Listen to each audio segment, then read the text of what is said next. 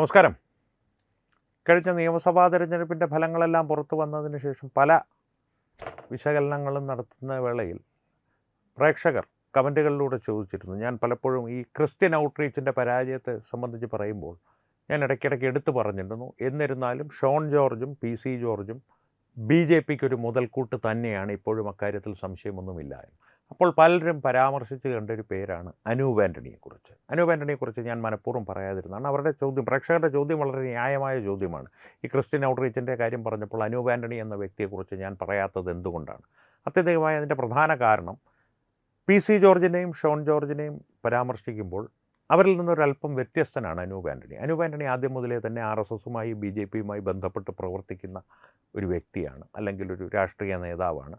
നരേന്ദ്രമോദിയുമായി വളരെ അടുത്ത ബന്ധം പുലർത്തി നരേന്ദ്രമോദിയുമായിട്ട് വളരെ അടുത്ത് നിന്ന് തന്നെ പ്രവർത്തിച്ചിട്ടുള്ള ഒരു രാഷ്ട്രീയ നേതാവാണ്, ഒരു സ്വയം സേവകനാണ്. അതുകൊണ്ട് തന്നെയാണ് അനൂപ് ആൻ്റണിയുടെ കാര്യം പി.സി. ജോർജും ഷോൺ ജോർജിനെയും പരാമർശിച്ച, ഇവരെ രണ്ടുപേരെയും അച്ഛനെയും മകനെയും പരാമർശിച്ച വീഡിയോയിൽ ഞാൻ പറയാത്തത്.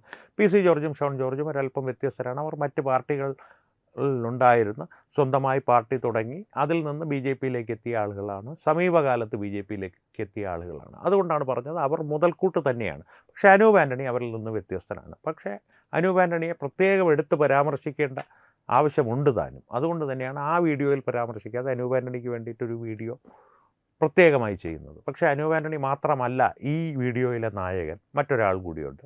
അദ്ദേഹവും സുപരിചിതനാണ് യുവരാജ് ഗോകുൽ.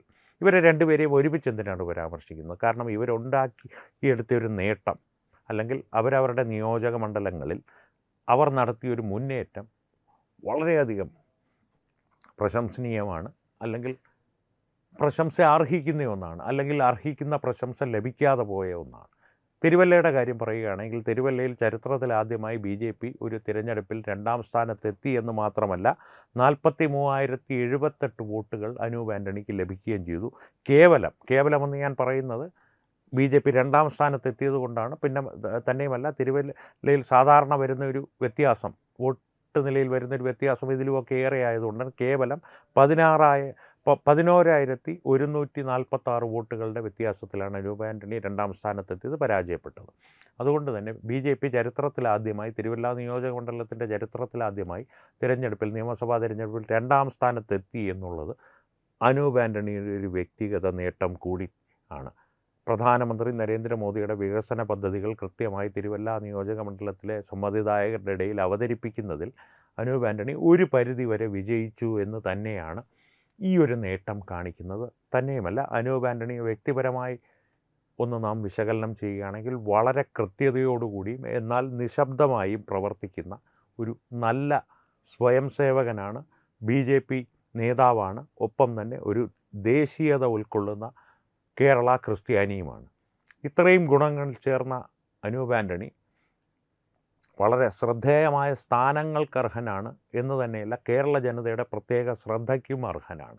അതുകൊണ്ട് തന്നെയാണ് അനൂപ് ആൻ്റണിയെക്കുറിച്ച് ആദ്യം പറയുന്നത്. ഈ അനൂപ് ആൻ്റണിയിൽ നിന്ന് യുവരാജ് ഗോകുലിലേക്ക് എത്തിയാൽ തീപ്പൊരി നേതാവാണ്. അനൂപ് ആൻ്റണിയിൽ നിന്ന് ഏതാണ്ടൊരു എതിർ സ്വഭാവമുള്ള വ്യക്തിത്വമാണ് യുവരാജ് ഗോകുലിൻ്റേത്. അനൂപ് ആൻ്റണി വളരെ സൗമ്യമായി കാര്യങ്ങൾ പറഞ്ഞ് സംസാരിച്ച്, എന്നാൽ കൃത്യമായ മറുപടികൾ, കുറിക്കുകൊള്ളുന്ന മറുപടികൾ നൽകുന്ന ഒരു വ്യക്തിത്വമാണ്. അത് പൊതു ചർച്ചകളിലാവട്ടെ, ദൃശ്യമാധ്യമങ്ങളിലുള്ള ചർച്ചകളിൽ പങ്കെടുക്കുമ്പോഴാകട്ടെ, സാമൂഹ്യ മാധ്യമങ്ങളിലുള്ള ഇടപെടലുകളിലാവട്ടെ, യുവരാജ് ഗോകുലും കൃത്യമായി കുറിക്കുകൊള്ളുന്ന മറുപടികൾ നൽകുന്ന വ്യക്തി തന്നെയാണ്. പക്ഷേ ഒരല്പം കൂടി തീപ്പൊരിയാണ്, ഒരു അഗ്രസീവ് എന്ന് പറയില്ലേ. അനൂപ് ആൻ്റണി വളരെ ഒരു സൈലൻറ്റ് കില്ലറാണെങ്കിൽ യുവരാജ് ഗോകുൽ അങ്ങനെയല്ല. യുവരാജ് ഗോകുൽ ഒരു പട നയിക്കുന്ന ആവേശഭരിതനായ ഒരു സേനാനായകൻ്റെ ഒരു എല്ലാ പ്രൗഢിയും ഘടകങ്ങളും സ്വഭാവവിശേഷങ്ങളും ഉള്ളൊരു വളർന്നു വരുന്ന യുവനേതാവാണ്. കാരണം കൃത്യമായി കുറുക്കിക്കൊള്ളുന്ന മറുപടികളും വാദങ്ങളുമായി എതിരാളികളെ നിഷ്പ്രഭമാക്കുന്ന യുവരാജ് ഗോകുലിനെ പല സന്ദർഭങ്ങളിൽ പ്രേക്ഷകർ ദൃശ്യമാധ്യമങ്ങളിലൂടെ കണ്ടിട്ടുണ്ടാവും, സാമൂഹ്യ മാധ്യമങ്ങളിലും കണ്ടിട്ടുണ്ടാവും. അടിസ്ഥാനപരമായി ക്ലബ് ഹൗസ് പോലുള്ള സാമൂഹ്യ മാധ്യമങ്ങളിൽ അദ്ദേഹവുമായി സംസാരിക്കുവാനും അദ്ദേഹത്തെ അഭിമുഖം ചെയ്യുവാനും എനിക്ക് സന്ദർഭങ്ങൾ ലഭിച്ചിട്ടുണ്ട്. അപ്പോഴൊക്കെ ഞാൻ മനസ്സിലാക്കിയൊരു കാര്യം, കൃത്യതയോടുകൂടി കാര്യങ്ങൾ വളരെ വ്യക്തമായി പഠിച്ച് മനസ്സിലാക്കി കൃത്യമായ ആശയങ്ങളോടുകൂടി മാത്രമേ ഒരു സംവാദത്തിൽ യുവരാജ് ഗോകുൽ ഏർപ്പെടാറുള്ളൂ. ഒപ്പം തന്നെ അദ്ദേഹത്തെ ഏൽപ്പിക്കുന്ന എന്ത് ചുമതലയും പാർട്ടി അദ്ദേഹത്തെ ഏൽപ്പിക്കുന്ന എന്ത് ചുമതലയും വളരെ കൃത്യതയോടുകൂടി യാതൊരു പരാതിയുമില്ലാതെ നിർവഹിക്കുന്ന ഒരു വ്യക്തി കൂടിയാണ് അദ്ദേഹം. അദ്ദേഹത്തിൻ്റെ ഒരു രാഷ്ട്രീയ ഭാവി എന്നുള്ളത് നെടുമങ്ങാടിൽ ഒതുങ്ങിപ്പോകേണ്ടതല്ല, ഒതുങ്ങുകയുമില്ല. ബി ജെ പിയുടെ കാര്യമായതുകൊണ്ട് ആ കാര്യം തീർച്ചയാണ്. പക്ഷേ നെടുമങ്ങാട് അദ്ദേഹം നേടിയ നേട്ടം 3-ാം സ്ഥാനത്തായിരുന്നു അദ്ദേഹത്തിൻ്റെ സ്ഥാനം. 3 അദ്ദേഹത്തിൻ്റെ സ്ഥാനം നെടുമങ്ങാട് ഫലങ്ങൾ പുറത്തു വന്നപ്പോൾ. പക്ഷേ നെടുമങ്ങാട് 38,999 വോട്ടുകൾ അദ്ദേഹം നേടിയിരുന്നു.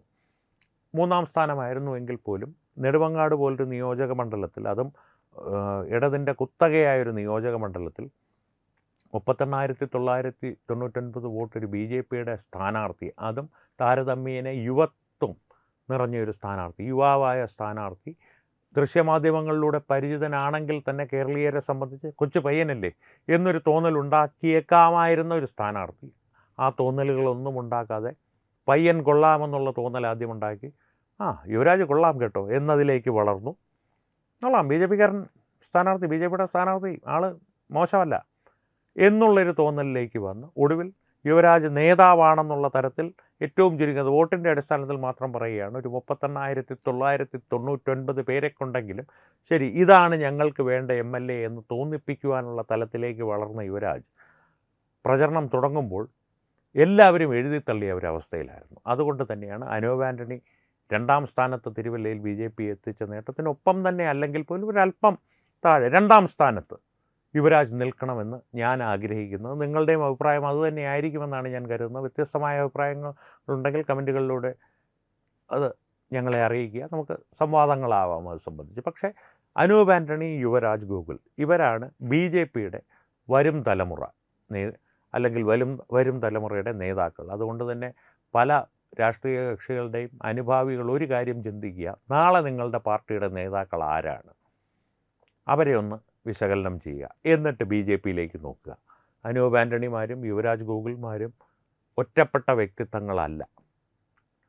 നിരവധി അനൂപ് ആൻ്റണിമാരും യുവരാജ് ഗോകുൽമാരും ബി ജെ പിയിലുണ്ട്.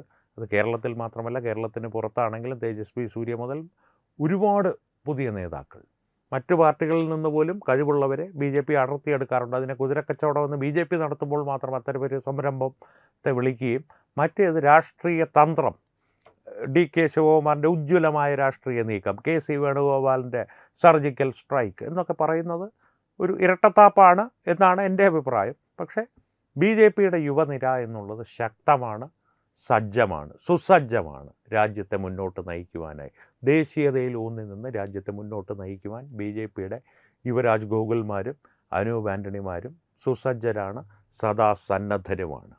അവർ കേരളീയ സമൂഹത്തിനിടയിലേക്ക് ജനവിധി തേടി ഇനി ഇറങ്ങുമ്പോൾ ഇക്കാര്യം കൂടി പരിഗണിച്ച് സമ്മതിദായകർ അവരുടെ സമ്മതിദാനാവകാശം വിനിയോഗിക്കുമെന്നാണ് ഞാൻ വിശ്വസിക്കുന്നത്. അങ്ങനെ തന്നെ സംഭവിക്കട്ടെ എന്ന് പ്രാർത്ഥിക്കുന്നു. വീണ്ടും കാണാം. നന്ദി, നമസ്കാരം. വിട്ടുവീഴ്ചയില്ലാത്ത നിലപാടുകളുമായി ദേശീയതയുടെയും സമാജത്തിൻ്റെയും ശാക്തീകരണത്തിനു വേണ്ടി തത്വമയിയുടെ ജൈത്രയാത്ര തുടരുകയാണ്. യൂട്യൂബിൽ മാത്രം തത്വമയിക്ക് 10 ലക്ഷം സബ്സ്ക്രൈബേഴ്സിലേക്ക് എത്താൻ ഏതാനും ചുവടുകൾ മാത്രമാണ് ബാക്കി. മറ്റ് സോഷ്യൽ മീഡിയ പ്ലാറ്റ്ഫോമുകളിലും തത്വമയിയുടെ നിറസാന്നിധ്യം തുടരുകയാണ്. ഈ അവസരത്തിൽ ഞങ്ങൾക്ക് നിങ്ങളോടുള്ള അഭ്യർത്ഥന ഞങ്ങളോടൊപ്പം നിൽക്കുക എന്നുള്ളതാണ്. നിങ്ങൾ ഉപയോഗിക്കുന്ന ഏത് സോഷ്യൽ മീഡിയ പ്ലാറ്റ്ഫോം ആണെങ്കിലും ഞങ്ങളുടെ വരിക്കാരാകുക, ഞങ്ങളെ സബ്സ്ക്രൈബ് ചെയ്യുക, നിങ്ങളുടെ സുഹൃത്തുക്കളിലേക്ക് തത്വമയിയുടെ ഈ സന്ദേശം പ്രചരിപ്പിക്കുക. ഞങ്ങളോടൊപ്പം നിൽക്കൂ, രാഷ്ട്രത്തോടൊപ്പം നിൽക്കൂ, ദേശീയതയ്ക്കൊപ്പം സഞ്ചരിക്കൂ.